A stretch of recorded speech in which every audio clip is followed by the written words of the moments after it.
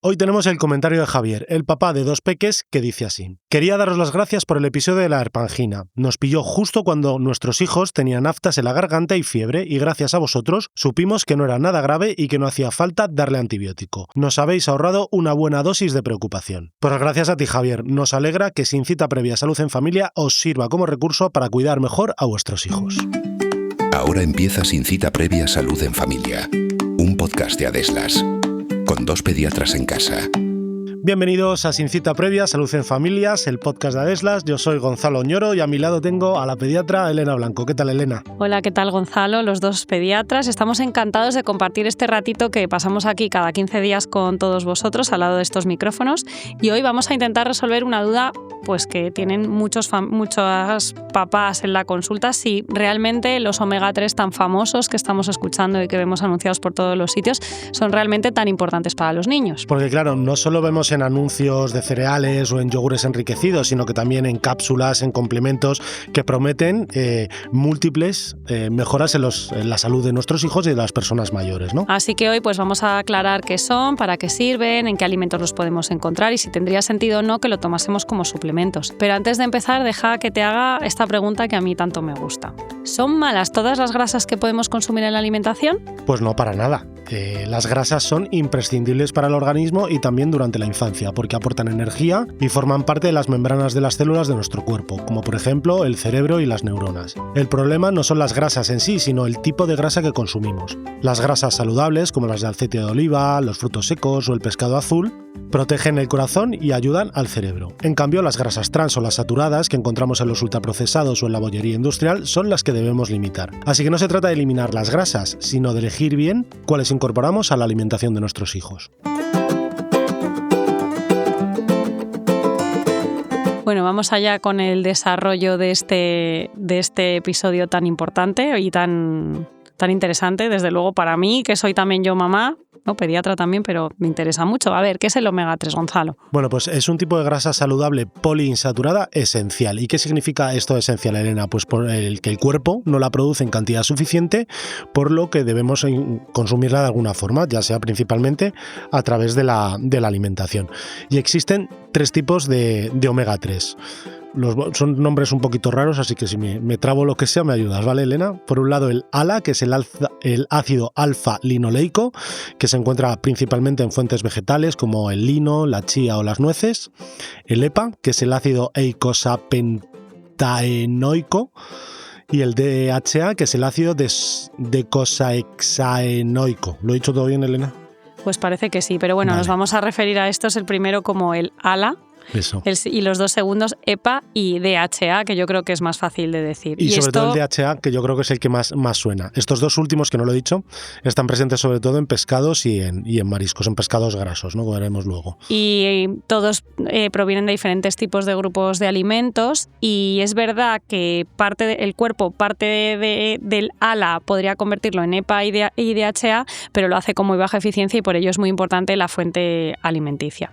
Y además, esto que ya has dicho, un montón de alimentos que parecen como muy importantes, ¿no? Los pescados, los frutos secos, algunas semillas, ¿no? Así en la alimentación parecen bastante importantes, pues es que lo son, ¿no? Porque el omega 3, que al final es lo que aportan, pues va a formar parte de las membranas de todas las células, pero especialmente del cerebro y de la retina en el ojo. Evidentemente todo lo que necesitamos, ¿no? Para un buen desarrollo neurológico y un buen neurodesarrollo, sobre todo en la infancia. Claro, de aquí la importancia de que los pediatras hablemos del omega 3. Es importante durante toda la vida, pero claro, si tenemos en cuenta que los niños tienen que hacer el desarrollo neurológico y por tanto el cerebro se desarrolla, pues tenemos que darle omega 3 suficiente para que lo haga bien, ¿no? Claro, porque esto tiene las funciones de recubrir estas membranas, pues que además participa en la modulación de la inflamación, porque es capaz de generar compuestos antiinflamatorios naturales como son las resolvinas y las protectinas.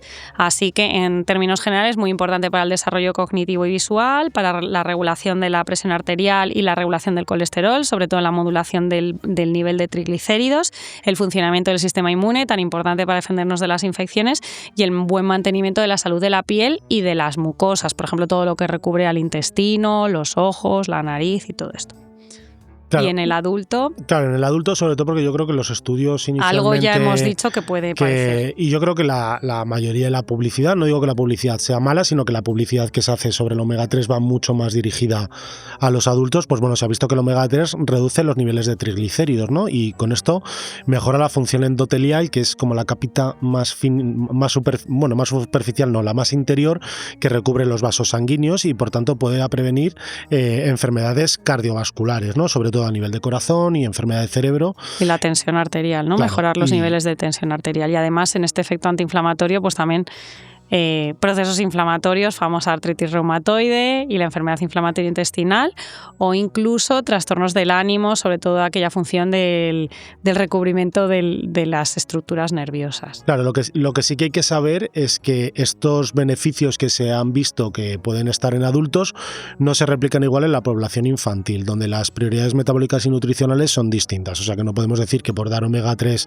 a los niños vayamos a tener esos beneficios que estamos viendo a nivel inflamatorio o a nivel cardiovascular en los adultos. Seguramente les venga bien, pero no con tanta solidez de evidencia científica como en los adultos. Bueno, y todo lo que cree una buena base de alimentación en la infancia va a ser una buena salud en la etapa adulta. O sea que bueno, y además en esa parte del neurodesarrollo del cerebro y visual, pues ahí sí que puede tener valor en la infancia, ¿no? Cómo se te desarrolla el cerebro, las neurotransmisiones y luego pues eso, cómo vemos, ¿no? Sobre todo en esos primeros años de vida que siempre hemos dicho, pero no solo ahí, sino también en la gestación de la madre, ¿no? Que come claro. La madre, cómo se forma el feto, o sea que el embarazo, la lactancia y la alimentación de los primeros años de vida, pues esto va a tener un papel muy importante. Claro, parece muy obvio, ¿no? Pero el cerebro y los ojitos no son desde que nace el niño, sino básicamente desde la formación del feto, del embrión y del feto, con lo cual pues esa presencia a veces también en la madre que debe hacer una alimentación saludable.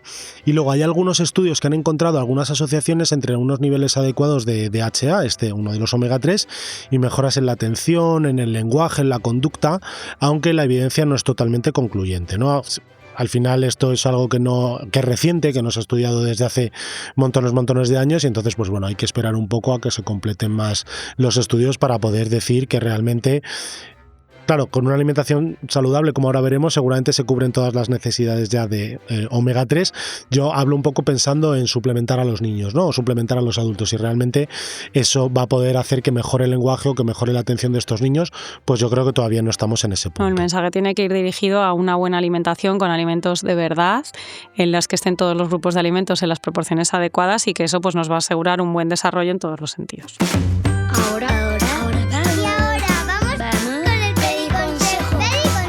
Evita abusar de los ultraprocesados. No solo aportan calorías vacías, sino que suelen tener un exceso de grasas poco saludables que compiten con los omega 3. Cuantos más alimentos frescos y menos procesados, mejor. Sin cita previa, ahora es mucho más. Se ha convertido en el espacio de podcast de salud de Adeslas. Cada 15 días podrás escuchar un nuevo episodio de Sin cita previa, salud en familia, con 2 pediatras en casa. Y la semana siguiente encontrarás otro episodio quincenal, pero de Sin cita previa, salud en la mujer, con Esther Gómez, mi enfermera favorita, que aborda temas de bienestar, prevención y cuidados específicos para la salud femenina. De esta forma, cada semana tendrás un nuevo contenido de salud de Adeslas en formato podcast. Solo tienes que buscar en tu plataforma favorita. Sin cita previa, salud en la mujer. Y Sin cita previa, salud en familia. Sin cita previa, salud en familia, con 2 pediatras en casa. Bueno, ya estamos de vuelta. Yo creo que esto al final es el mensaje clave que mandamos en todos los episodios que hablamos de alimentación, ¿no? Es verdad, el hierro de la buena alimentación. Claro, hay que comer cosas reales y cuantos menos ultraprocesados, pues mejor. Bueno, hemos dicho al principio del episodio, en la primera parte, en el primer bloque, hemos dicho un poco de dónde vienen los omega 3, de dónde podemos obtenerlos, pero vamos a centrarnos un poquito más, ¿no? De dónde las fuentes básicas que todos tenemos que tener en la cabeza. Pues bueno, yo creo que todos omega 3 pensamos en el pescado, ¿no? Yo creo que los pescados azules por excelencia son los que más aportan, salmón, caballa, sardina, atún, arenque, esto sobre todo son fuentes ricas de EPA y DHA, de esos segundos que tú habías dicho. Claro, estos son los pescados grasos, porque sí que es verdad que tiene un poquito más de grasa que el pescado blanco, pero es grasa saludable, con lo cual pues ahí es donde podemos encontrar estos 2 omega 3. Luego semillas y frutos secos, nueces, chía, lino, pues van a aportar el ALA, el linoleico, que ya hemos dicho que bueno, lo aporta directamente y que esta en parte también el cuerpo es capaz de transformarlo en EPA y DHA. Sobre no tanto las nueces, porque esas obviamente pues habrá que masticarlas los niños mayores que puedan y si no pues triturarlas, pero un poquito sobre la china y el lino, que son semillas, es muy importante que para poder absorberlas hay que hidratarlas antes. O sea, si coges un poquito de chía y lino y lo pones por encima de una ensaladita o una salsita y te lo comes, pues tal cual entra la semilla, tal cual sale por abajo. Así que si realmente queremos obtener todos sus beneficios, acordaros de que hay que hidratarlas. Unas horas antes. Eso es. Muy bien, bueno, seguimos. Claro, porque dices, los pescados, pues muy bien, ¿no? Pero hay gente que no toma pescado. Porque por convicción, claro, o porque no, imagínate que no le gusta el sabor, ¿no? Bueno, pues hay una alternativa vegetal, que es el aceite de las algas, que es una fuente rica y directa de DHA, pues que sería ideal para estas personas.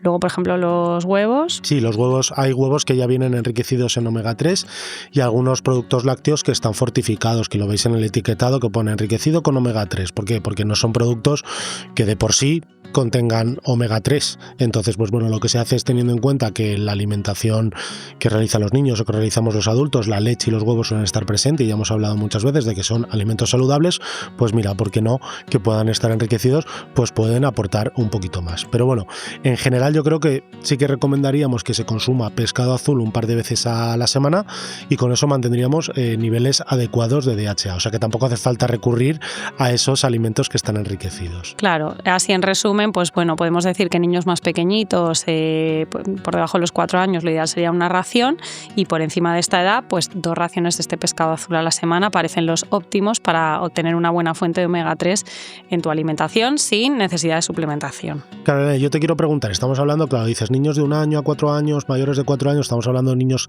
que toman pescado y tal, claro, pasada la alimentación complementaria, pero ¿y en los niños que todavía toman solo pecho de la madre porque son lactantes que tienen menos de 6 meses o están en ese periodo de inicio de la alimentación complementaria? ¿Estos niños qué pasa? ¿Tienen suficiente omega 3? Pues hay suerte porque la lactancia materna contiene bastante, es una fuente muy importante de DHA, sobre todo dependiendo mucho de cómo es la alimentación de la madre. Volvemos a poner el foco en la buena importancia de la alimentación de la madre en el embarazo y la lactancia, pues va a ser un recurso muy importante para que su leche materna esté muy bien, aporte pues todo lo que necesite, incluido este omega 3 tan importante para el desarrollo cerebral y visual. Y bueno, por eso es importante eso, que esa madre consuma esas 2 o 3 raciones de alimentos ricos en omega 3 para tener esto. Y luego uno dirá, bueno, ¿y las fórmulas, no? Que esto no estamos hablando, pues por suerte esto lo sabe la industria farmacéutica y las leches de fórmula también están enriquecidas con DHA, de manera que todos los lactantes pequeñitos pues van a tener su fuente de DHA asegurada con la leche. Claro, sobre las mamás, claro, hemos hablado antes del aceite de algas que contiene mucho omega 3. Claro, habrá mamás que también son vegetarianas. Hombre, pueden tomar alimentos enriquecidos en omega 3. Pero claro, son mamás que seguramente si hacen una dieta que no toman pescado, pues a lo mejor pueden hacer un déficit de omega 3. Entonces ahí yo creo que, aunque las personas que son vegetarianas suelen ser personas muy leídas, que tienen muy en cuenta la alimentación que están haciendo para no caer en una carencia, pues que no está de más que ahí consulten a un nutricionista o que pregunten a su médico por si necesitan algún suplemento durante la lactancia, ¿no? Pensando en el bebé que están teniendo. Y bueno, podríamos hablar en la infancia sobre todo, ¿no? Porque ya hemos dicho que en la etapa adulta, hablando mucho, ¿no?, de las enfermedades cardiometabólicas, tiene un papel ahí como muy importante. En la infancia, ¿habría alguna enfermedad en la que pudiéramos decir, pues oye, el omega 3 que es muy importante, tener unos buenos niveles para evitar o para favorecer el pronóstico? Pues fíjate, hay varias enfermedades en las que se ha estudiado, pero la evidencia no es del todo concluyente, ¿no? Estábamos hablando antes, decíamos, la atención en el lenguaje, pues uno de los trastornos en los que se ha estudiado el suplemento con omega 3 es en el TDAH, en el trastorno por déficit de atención e hiperactividad, y aunque parece que hay ligeras mejorías en la atención y en el comportamiento, pues al final la evidencia de momento no es firme, ¿no? Y sobre todo que no podemos decir que por dar omega 3 sustituyamos todo lo que necesita un niño niño con un trastorno de déficit de atención. Ya veremos en el futuro si esto pues acaba siendo una evidencia sólida. Y pasa un poco lo mismo con el trastorno del espectro autista, ¿no? En que hay resultados que son lo que llamamos inconsistentes. ¿Qué quiere decir esto? Pues que ha habido algún estudio en el que parece que mejora y otros que no obtienen ninguna mejoría. Por tanto, necesitamos más estudios más amplios en los que se siga investigando el omega 3 para realmente que un médico pueda decir pues que merece la pena a los niños con un trastorno del espectro autista que hay que suplementarlos. Por encima de las necesidades alimenticias, ¿no? Sí, claro, eso es un suplemento. Luego es verdad que el tener el colesterol alto, ¿no? La hipercolesterolemia es rara en la infancia, pero bueno, hay casos en los que específicamente tienen aumentado la parte del colesterol que son los triglicéridos, pues ahí está claro que si en los adultos tiene papel, pues en los niños podría tener cierto interés, sobre todo para la prevención de enfermedades que dependen de que se ven alteradas por este aumento del colesterol, ¿no? La enfermedad cardiovascular, el riesgo de infarto, bueno, ahí tendría cierto papel.